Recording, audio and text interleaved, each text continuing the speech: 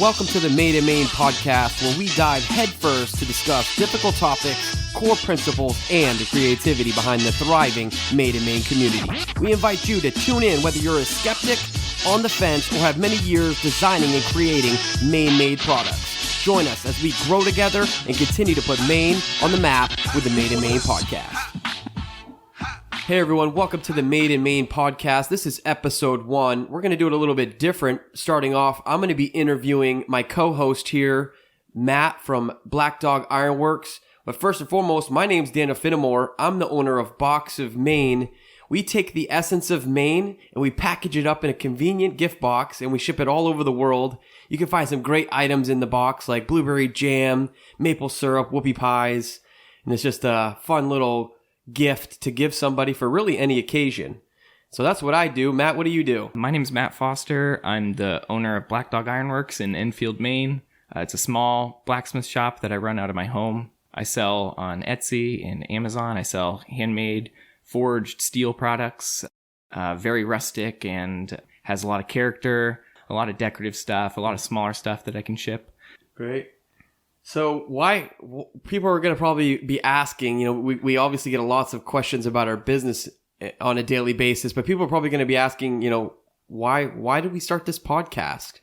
And what are we going to tell them? Yeah. Well, I came up with the idea for the podcast. Yeah. And as soon as I came up with the idea for it, I knew that I had to have Dan on the podcast because Dan talks a lot. Talks a ton. He talks so much. And he and I, we actually met at our church. Yep. We met at a marriage conference. We sat next to each other with our wives. I was just looking for somebody to sit next to. Yeah. And Dan looked over at my hands, and my hands, because I'm a blacksmith, they're stained black all the time. And you asked me, dude, what's up with your hands? And I said, I'm a blacksmith. And we got into talking about how we both have e-commerce businesses. And literally that first conversation we were having, it got to the point where we were talking about the size of boxes that we were using to ship stuff with. And we were getting excited about it too. And that marriage conference got a lot better. Yeah. And most people might find that boring, but we love talking business with each other. So that's why we decided to start the podcast, and why we decided to do it together was because Dan has tons of connections through Box of Maine, and I have some connections that he doesn't have because of my craft background, and we think that the two of us will have very similar and then also very different questions for some of the guests that we plan on having. Yeah, we both have businesses in Maine. We have products. We're crafting them. We're in retail, so we sell these products that we have, and we sell them locally. We sell them all over the world. Both of us. There's so many common things, but yet we're still kind of. You're selling, crafted iron and some really cool decorative pieces, and I'm packaging up maple syrup and jam. But at the same time, we cross paths a lot in business. Oh, definitely. And I think it's just whenever we get together or we meet, we hang out, we're always talking about business. And so why not have, share this with other people? Maybe we can talk about things that we've failed, things that we've found that has worked for us, how we've scaled up our businesses. Because I'm on my 3rd year of business. How long are you on? This would be 5. This is my 5th year full time. So you're on your 5th year of business, and we can dive into talking about where did you start? First, learning the craft of blacksmithing. It's not an extremely common thing. People are often very surprised when they learn that I'm a blacksmith. I actually learned as a student at the University of Maine. I studied art there. They have a small blacksmithing setup in their sculpture studio. And as soon as I started doing it, I really fell in love with it. Fell in love with the whole metal shop that they have there, welding and things like that. It really grew from there. And after I graduated, got my degree, I was actually hired on as the sculpture studio's technician. Nice. And so my job was to teach the students how to use all the equipment. And specifically, one of my jobs was to teach them forging. So I had to be sure that when I was teaching them forging, like, oh, I know what I'm talking about. I didn't want to, Yeah, I feel the same. When you teach somebody how to do something, for me personally, it sounds like the same with you. It like helps you just be more attentive to detail and just really understand the whole process. You don't want to steer somebody wrong, right? Yeah, I mean, because I learned the very basics of it, but I felt like in order to teach someone else, I had to know a little bit more if they had questions, and I didn't want to lead anyone astray with it. So I really did a ton of research into blacksmithing and the techniques, and that's really how I got started with. So did that just like spark a fire in you? It did. Yeah, and the thing that really sparked a fire in me was when my wife and I became pregnant. That's how Black Dog Ironworks was created. Well, explain to me that. Yeah, I know it's kind of weird, but it was like I wasn't making a ton of money. My wife's a teacher, so we're bringing this life into the world, and we had to provide for it. And so there was this spark inside of me that was like, oh, I need to make some more money, I'm the same way. I got the same story. Yeah, exactly. And so I had some of the equipment to do the blacksmithing. And so I decided, well, I guess I can try to make some stuff and sell it. And I started doing that in the fall of 2014. And then, so it took about a year. And then after a year, I ended up quitting my day job and doing it full time because I was So at 1 year of just kind of making stuff and selling it a little bit here and there. Yeah. So where did you realize that, okay, I could start making some money here? Well, it was at the point where I was getting so much business that I had to turn people away because I just didn't have time to do it. So I was actually ended up losing money by going to my day job. So I decided, it was a pretty easy decision. It wasn't this big leap of faith, It was like, I'm going to be making a lot more money if I do this than if I just stay at my day job. So that's really how it started. Yeah. Yeah. Yeah. That's crazy because that is strangely similar to how it was for me. So how did you start? Well, I went to school as well, and I started learning business. My father was an entrepreneur, so it really started even younger than what I thought. If I were to go all the way back, he would take me along with him with his computer business and lawn care business. He had a couple different things. He had an aquatic fish I remember you telling business, me that, just crazy stuff he'd get in from Fiji and just some wild stuff. But he was passionate about the stuff that he was involved in, and he was good at talking to people. And, you just kind of combine those two things together in with the selling aspect of it, And so when I got a little taste of it, when I went to college and started learning a little bit more of the business side of it, the numbers, I didn't exceed in many things in high school and in school, but math is something that I kind of lean towards more. So I like to look at all the numbers, if I sell this for this much and I buy it for this and, all the different expenses and, oh, you know what? I can make some money. So for me, I was thinking, okay, I like this stuff. I like numbers and, I would like to make some more money. I don't think there's anything wrong with that. Yeah. And so similar to you is actually, I was a little bit before that for me is I was going to get married and I was broke. I was going to school and I was, stocking shelves at a local grocery store and I needed to make a little bit extra money. So for me, it started as a side hustle. It was, what can I get my hands on and sell on eBay, on some, it really was eBay at the time was the main platform to sell on. Yeah. And so I got my hands on some things and gift cards and, some non-used gift cards and some jewelry that was laying around and, whatever I could get my hands on, boxing gloves and just things around the house. And it started generating some cash. I was able to pay for my wedding and I got married and got, we got our own apartment. I started working a job and it was the same thing. It was like, I think I can do, I feel like this is something here. It started, over that, for me, it was a little bit longer of a process. It was a couple of years, started, generating the money. I never took out any credit cards or anything like that. Whatever I sold, I just put it right back in to buy more product. Yeah. And my wife and I were going to have a baby. And I was at that one job for a couple of years and I said, well, I'm going to need some more money, right? When you have kids, you got to have more. There's a lot of other financial stuff that comes with that. And at that time, the eBay thing, I just was selling video games, retro video game consoles, electronics, collectibles. That's where it started for me. Yeah. And I felt like I could take it the next step. I really did. I thought that I could make more money than what I was currently making. That's what you said, right? Yeah. And so we're in agreement there. And we had those motivating factors in our life, whether it's getting married or having a child.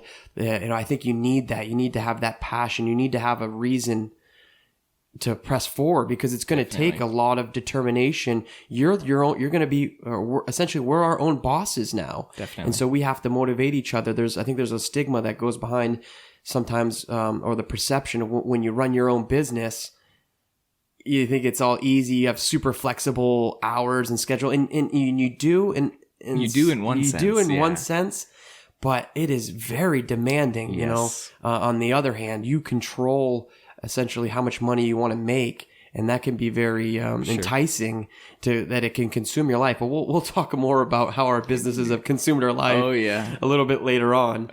So if I were to try to speed this up a little bit, I had the opportunity to really buy into the idea of Box of Maine, and that's packaging up all of these great Maine products. I'm born and raised here, and I took advantage of a lot of the great things that we have in the state of Maine.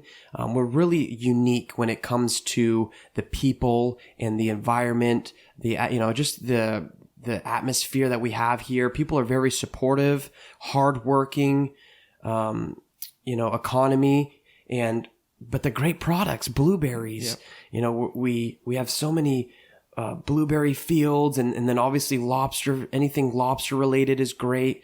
And so I bought into this idea of Box of Maine, and it seemed to mesh so well because I'm born and raised here, right? Yeah. And my father was here, and then he moved away, and he was away for 12 years, and he couldn't get red hot dogs and whoopie pies and Uncle Henry's magazines. And so I felt like this was something that I could take this and really grow it into a huge business.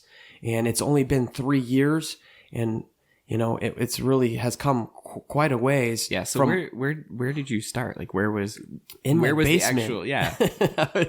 I was in my basement, and I bought a house in Old Town, Maine, with the proceeds of my video game electronic business that I was running on eBay, and then I dived into Amazon. I was able to save up enough money to buy a house in Old Town, Maine. Nice. And I was working out of my basement. Yeah, that's kind of similar to where I was too. I was just working out of my garage. Like the house that we had had a small 1-car garage with a little addition on the side of it, and I had all my tools and equipment in there, and that's how I got started. And I started with just my anvil, my forge, hammer, some tongs, and a cordless drill, and a little angle grinder. Really basic tools. And I was literally drilling hundreds of holes. Wow. With a cordless drill, and so I ended up, making some money. And so then it was like, I just started adding on. And so, okay, well, next step is I got to buy a drill press. Next steps, I got to buy a chop saw so I can start cutting some metal. And, you slowly add on, right. And that's just been the same. That's not always the way that people do things, though, from what I've come to find out. And, I guess it depends on your business. It depends on how much risk you want to take. But I felt comfortable doing exactly what you just said. Yeah. Getting a little bit at a time. Starting in my basement, I got a shelf, I got a freezer, I got tape guns and scales and all the things that you need, filing cabinets and computers. Yep. But you start adding on. Some people take a different approach and they take out credit cards and loans, take out all that debt and then buy it all at once and just cross their fingers and hope they're successful in a short period of time. Sure. But you and I, it sounds like we wanted to limit our overhead and our expenses. Absolutely. And then grow it naturally, organically. Yeah. And so we're both in agreement there. That's the way we took. Yep. I just wasn't comfortable taking out debt to do that. Like if the business is successful, then why would I need to take the debt out? Yeah. That was just my thinking behind it. So if the business was being profitable, then I didn't really need to worry about taking out debt. I just had to be patient. It's patience is what it comes down to. Everybody wants to move so fast. And I've struggled with this too in my 3 years of this current business, really 5 total of being self-employed, is you just want to go faster and faster, So I started in my basement and then I moved. Then you moved. Where'd you I go? needed more space. Yeah. Once the problem arises, and then you find the solution. Yeah. So I ran out of space in my basement. And really, I started, if I'm being honest, I started losing a little bit of motivation, because I'm waking up and then I'm going down in the basement. Yep. So it's like, not to get too personal, but showers and just kind of hygienic stuff. Sure. When you get out and you go out of your home and you go somewhere else, it's like working out at home, right? Sure. Like you don't have it. You start to lose a little bit of motivation. And this is just, this is being real and honest with, entrepreneurship. Sure. We don't want to sugarcoat things. We want to talk about the nitty gritty too. Yeah. And so you were working at home, you have your family there. I got kids running around upstairs. Yeah, exactly. I know exactly what it's like because that's the exact situation that I'm in right now. Yeah. I've got my little workshop. We bought a new house. I have a new workshop. It's still pretty small, but and then I've got an office that's inside where I keep all my inventory and everything like that. I do all the shipping and packing there. But I've got my kids at home and my wife, and that it can definitely be a challenge with that, and especially with some motivation too. Yeah, so I think you just couple all that together, and then I needed something to push me to the next level. I was having a hard time envisioning how do I scale this up, and it was growing, but I wanted it to go a little bit faster. So you couple that with the fact that just starting to lack a little bit of motivation. It was harder to work at home, so I ended up doing a little bit of searching around for some office space.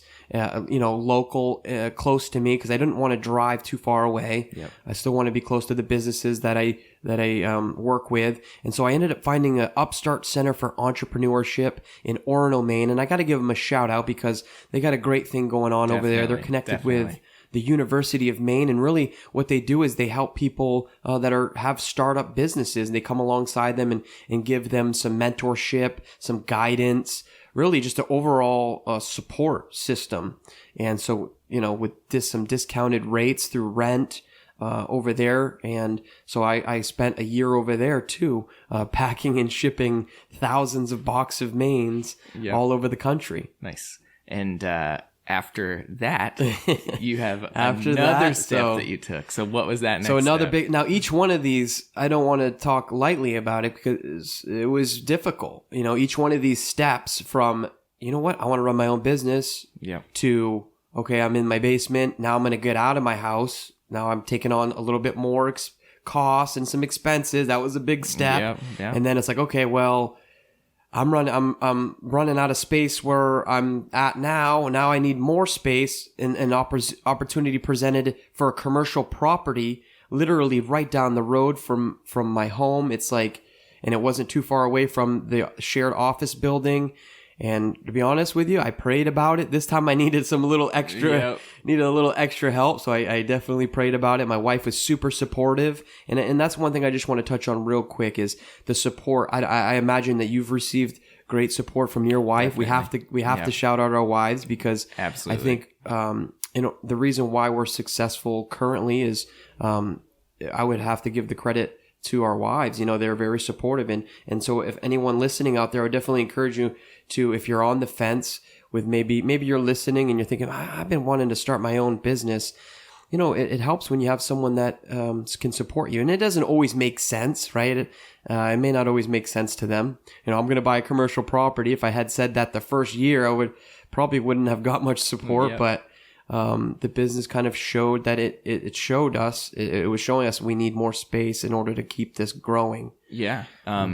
And that's actually where we are right now. We're at the Box of Maine Studios, right? Yeah, we're in Old Town, Maine. Matt and I are sitting down here at the Box of Maine office, and we have guys here right now packing boxes right as we speak. And we're just wanting to dive in and talk to you guys a little bit about our business. You touched on it briefly right at the very beginning. How many items do you have? for your boxes? So in the beginning, when it first started, Sure. Let's when it first started, I think there was probably only 40, which is still a decent amount, because you have to source this product. I'm trying to find good product, well known. Yep. It's got to have a history. It's got to connect with someone that has lived in Maine and they've moved away and they can't get those products anymore. Sure. And there's a cultural component. Absolutely. To them, right. I mean, there has to be a Maine connection to it. It can't just be any product. Yeah, and they remember, going to a certain place down on the coast of Maine and getting this product or eating it, and it brings them back. Yeah, and that's why I'm very passionate about it, because I have those same experiences. Yeah, and so we started probably around 30 or 40 items, and that's grown significantly to probably 80 or 90. I'm trying to pull back a little bit. Not all of them are big hits and big successes. Sure. But yeah, what about you?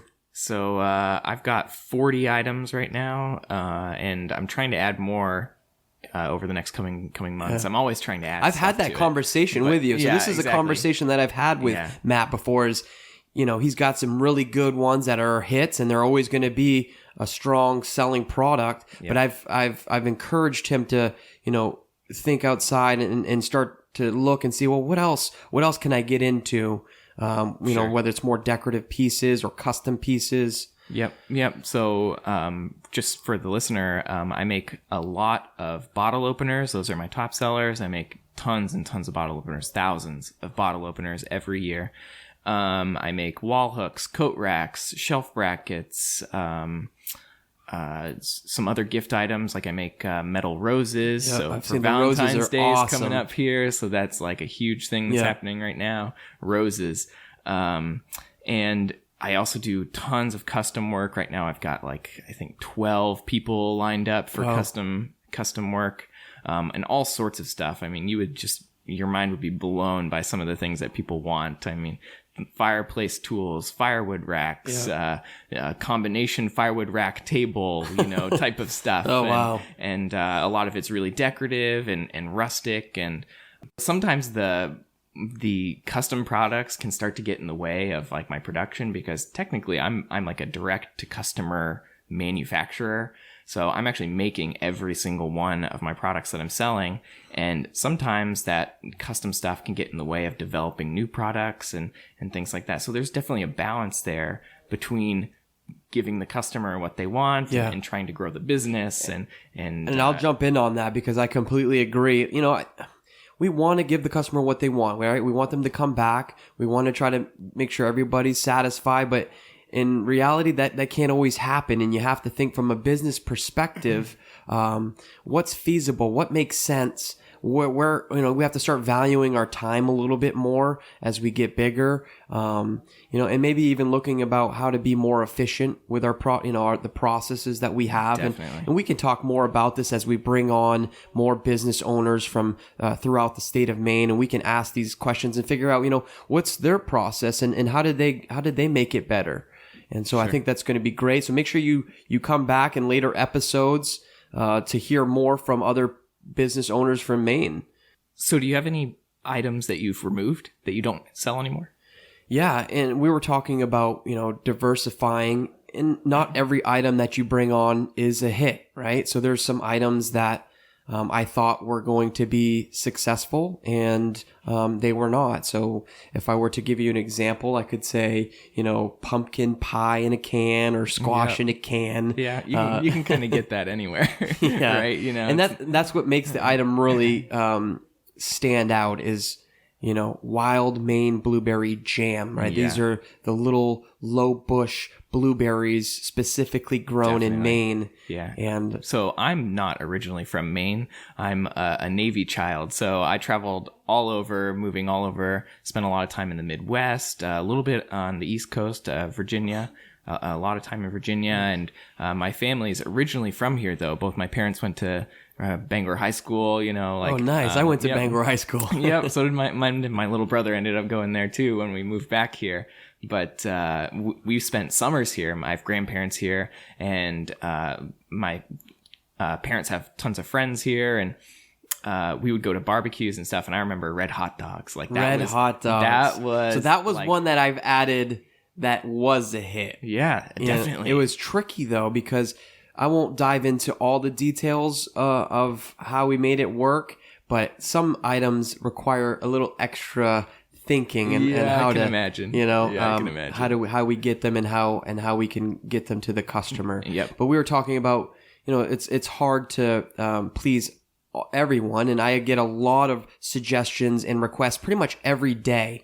We'll get someone that suggests a product, and I have to think on whether it just makes sense or not. Yeah. And so for a lot of your products, do they end up coming from your customers? Because that's something that's happened to me for sure, is with the bottle openers, like my number one item that I sell is my personalized bottle openers, where I can stamp names or dates or whatever into the bottle opener. And that's been a huge hit. And that actually came from my customers. I started making bottle openers after a little while.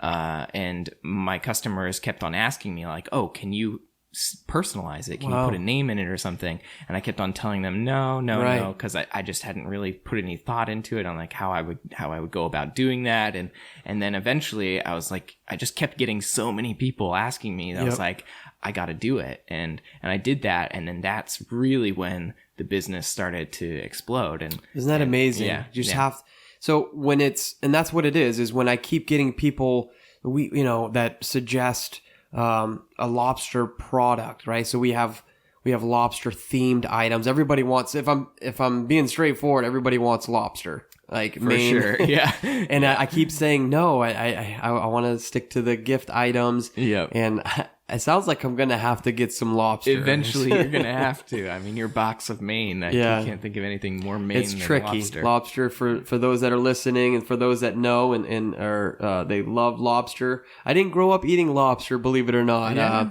We didn't have a whole lot of money, and lobster was a very special treat. Yeah. My grandmother loved it. But when you ask somebody, maybe an outsider, what they think about Maine, they're going to say, well, isn't that way up there near Canada? But they're also going to say, well, you guys have lobster too, right? Yes, sir. So, we have some cool lobster items. We have lobster lollipops and lobster gummies. Nice. But I think I need to get the real lobster. But with that being said, I added a new product within a couple months ago, lobster bisque. Yep. From Bar Harbor Foods. Yeah. Quality brand, well known. Right, it has Bar Harbor in it. It's a very sought after destination, I guess you'll call it. So I brought in some lobster bisque, and it took off. I started off with like 20. I ordered 20 cases because I have a good relationship with Bar Harbor Foods. I've been ordering their clam chowder, their New England clam chowder, for like 2 or 3 years now. And everybody's loved it. The customers loved it. And so I said, well, where can I find? Maybe this year I'll find the middle ground. It's not fresh lobster off the docks, but it does the trick for right now. And it was a big hit. I had to reorder more last minute. But yeah, we're going to keep lobster bisque around. Yeah. Now you have lobster in the box. Yep. Right. That's awesome. So the lobster bisque is a great product. And we try to bring on as many products as we can, but at the same time, not going too, there's a point of having too many products. Then it becomes a little confusing. People are having a harder time choosing items to go in the box of Maine. So I think what we're getting at is it's good to listen to our customers for the feedback, listen to people asking for the same thing over and over and over, but also, kind of having to have some discernment on, is it make sense for the business? And those are the decisions that you're going to need to make when we grow our businesses. We have to make these decisions constantly. Does it make sense to do trade shows? And do you do trade shows? Yeah, I do tons of trade shows. I didn't do many this last year, mostly because my wife and I were having our third child.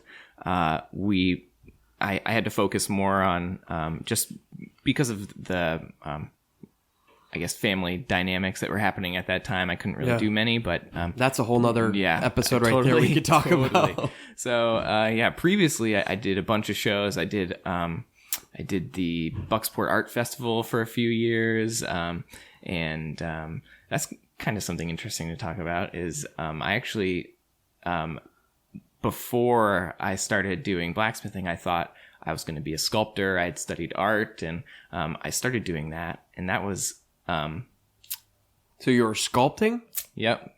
I was making. What's the process like? What? Well, I was. That's I was different doing, than smashing iron. Well, I was actually doing some of that too, so that was part of it. Like, okay. Like, so I was doing like abstract sculpture, and I thought that that's what I was going to be doing, and so I pursued that for a little while, and I did well at it, but it definitely wasn't enough to raise a family on or anything like that. I was part of the Scudic International Sculpture Symposium, so I actually have a sculpture on the Bucksport waterfront, and nice. That's why they actually asked me, the people who were running that craft fair asked me. Did they see that? Yeah, they knew me from that. Oh wow! And so then they asked me to be a part of that, and that's how I ended up starting to do craft fairs, was through that.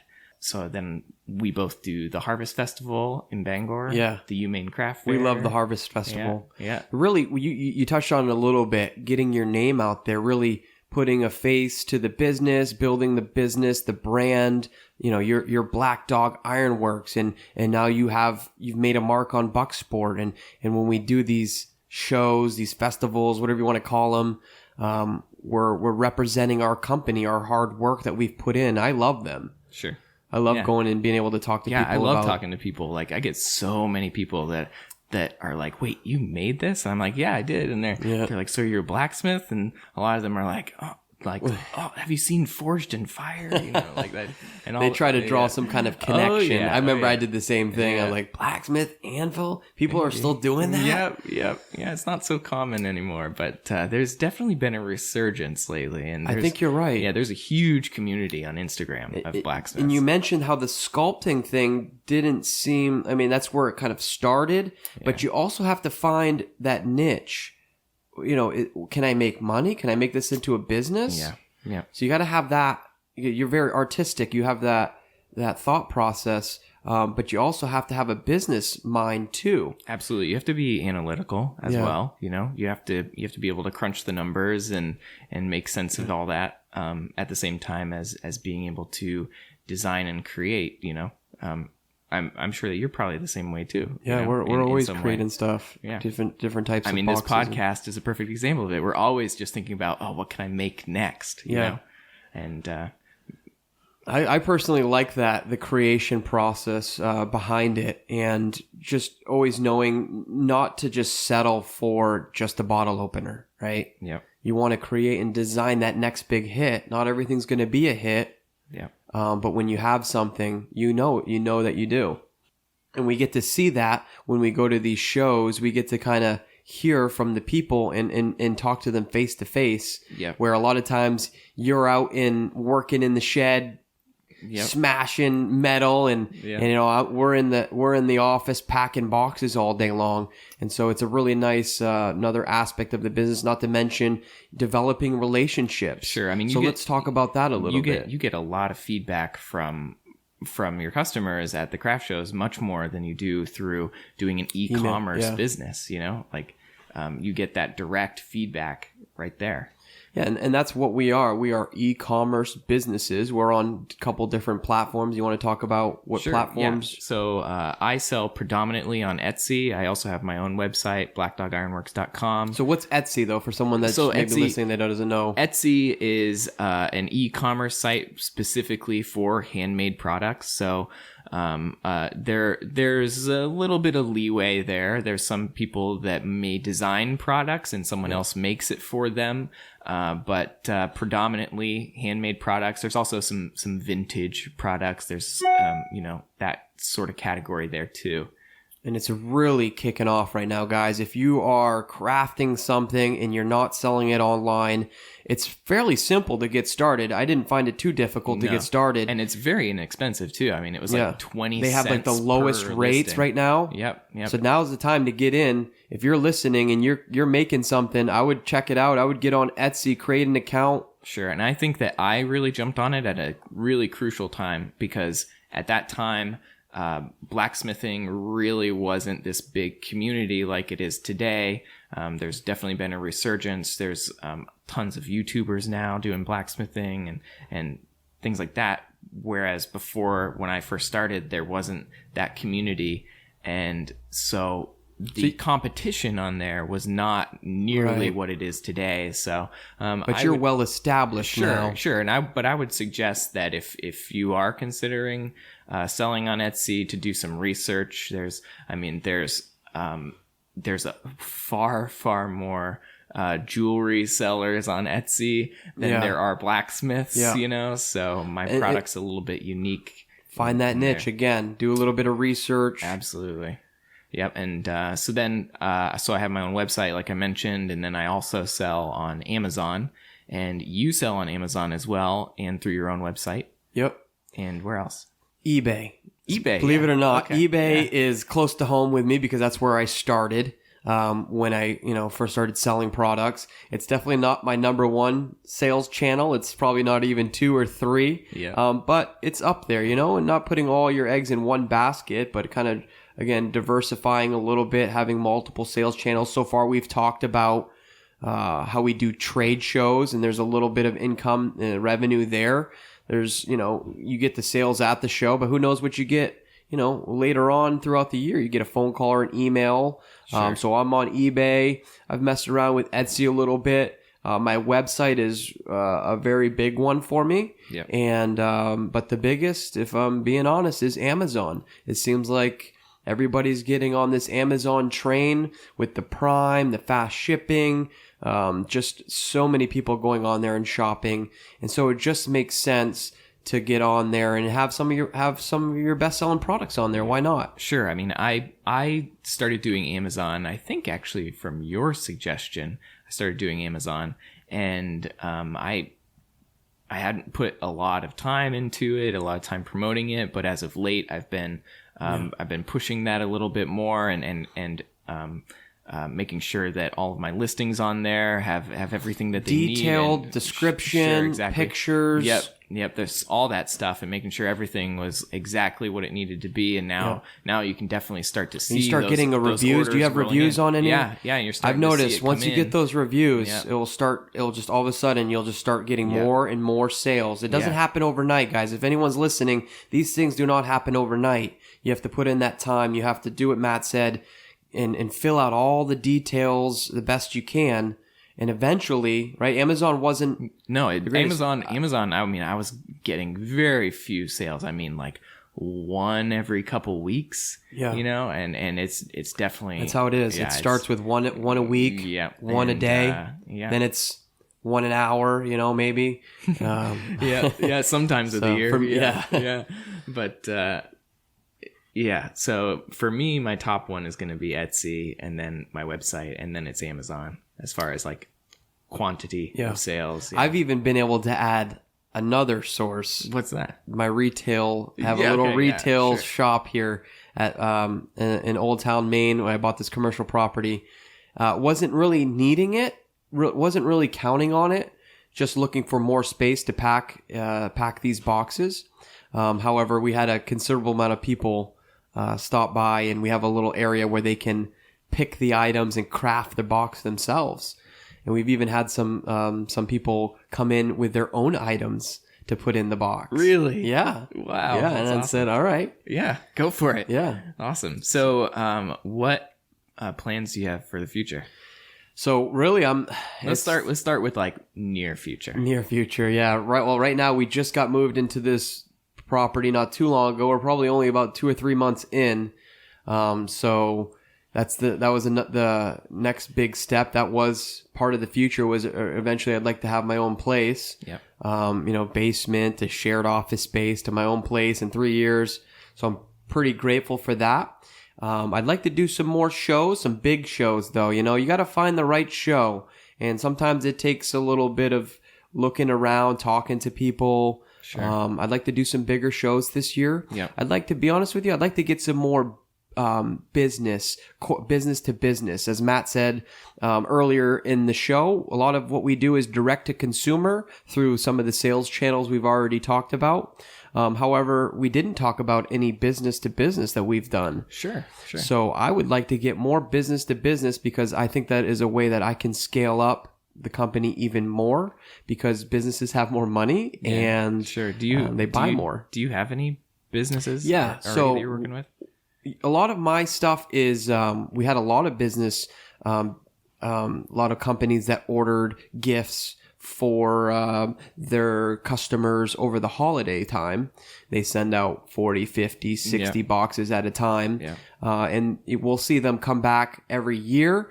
But what I'd like to see is I'd like to have every week, every month, I'd like to see some more reoccurrence of those businesses. So the one I have now that has been really good is we're actually working with the coffee shop in the Bangor International Airport. And so we have a good amount of our product over there. And we find that when people come to visit Maine, right, in probably May all the way till September and, sporadically throughout the year, we're able to get some of our products in their hands when they come and visit.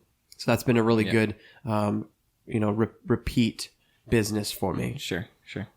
And then again, getting the name, getting the brand out there. Yep. What about you? So I sell wholesale to a few retail places. I've got... so you're diving into the wholesale a little bit. I've had some wholesale. Nice. So I've got a shop out in Seattle. I've got a shop here in Bangor that's it's Accents. They're a home decor store, and so they carry some of my products. And I've also done some custom wholesale work for people, for larger companies. Yep. The most recent one is going to be Tecovaz, the cowboy boot company. And so that was I could see your stuff going pretty good with some cowboy boots. Yeah. So that was a little while ago. That wasn't this last year. That was the year before. But I'm hoping they're going to be reordering here in the future. But I had some custom bottle openers made for them that they were sending out to or giving away as gifts to each of their customers over Black Friday. And so that was pretty huge. Hope that I can do some more of that in the future. Wait, what about custom? So you talked a little bit about custom pieces, and then you got your hit items or whatever you want to call them, your best selling products. Yep. How do you find the balance between doing the ones that are going to sell, but then maybe taking some custom orders on that might take some more time, but you might make some more money on it. So how do you find the balance? Are you still trying to figure that out? Yeah, I mean, it's a constant battle for me because there's only so many hours in the day. Yeah. And I can only make things so fast. I mean, I've done everything I can as far as equipment goes to really produce things faster. And it's gotten to the point where there's some custom work that I just can't take on because it would take too much time, and if I were to take it on, I'd have to ask for an amount of money that's not really acceptable to the customer, and so it's the economics. You have to try to figure out, if I spend this much time making this custom piece, this is the value that I would need to get out of it, because that time that you spend making it, you could have made X amount of bottle openers or the roses. Some of the standard products are very easy for me to make now because I've really dialed in exactly the process that needs to be done to create that. Whereas with the custom work, there's a lot of calculation, a lot of testing, a lot of even some failures. How do you pass that forward to the customer? How does the customer know all of that? And I struggle with that sometimes because the customer just sees the end price. They may not fully understand all the other stuff that goes into it, making it the end product. So that's something I do with my social media, with Instagram, with Facebook. I really try to show the process that I'm doing to create these products, whether it's my standard products or the custom stuff. I try to show my customers, my potential customers, the processes that I'm doing and why maybe some of these handmade products are a little bit more expensive than what you would find at a big box store. So it's really the educational piece to it. And I find I'm having to do that a little bit more, maybe not as thorough and intricate as your process, obviously. Yeah. But I think if you can educate the customer, and social media has been a great tool for me. I can't not talk about how I've used Facebook and Instagram as driving forces to get my company, what I do. And like you said, to kind of see you on there with a hammer smashing stuff is so cool. And I've told you this time and time again. I love seeing it. So where can people see that? Well, they can see it on Facebook. You can just search for Black Dog Ironworks on Facebook. Instagram, I'm also on there as Black Dog Ironworks. I also have some YouTube videos. So you can actually go to YouTube and you can watch some of the process in more detail of how I'm producing some of my products. And for you, I know that one of the big things that I enjoy watching from you are your live videos that you're doing on Facebook. Those are awesome. They're so good. And I just started doing that last year. And really the reason why I do it is one, I enjoy talking to people. That's why we're doing the Made in Maine podcast. But just to put a face behind the business, just to let people know, just to be transparent and share my passion for the state of Maine and the products that we have with the world, really. And so you can find us on Facebook as well, Box of Maine. You'll see lots of crazy videos on there of me, a guy with a big beard, talking about Maine, doing giveaways and all that fun stuff. All the new products that we get in, testimonies and just great reviews from some maniacs at heart. And so we're also on Instagram too, Box of Maine. And so you can check us out there, looking to always grow those audiences, of course. And we're also on Facebook, the Made in Maine podcast. So make sure you follow us on Facebook.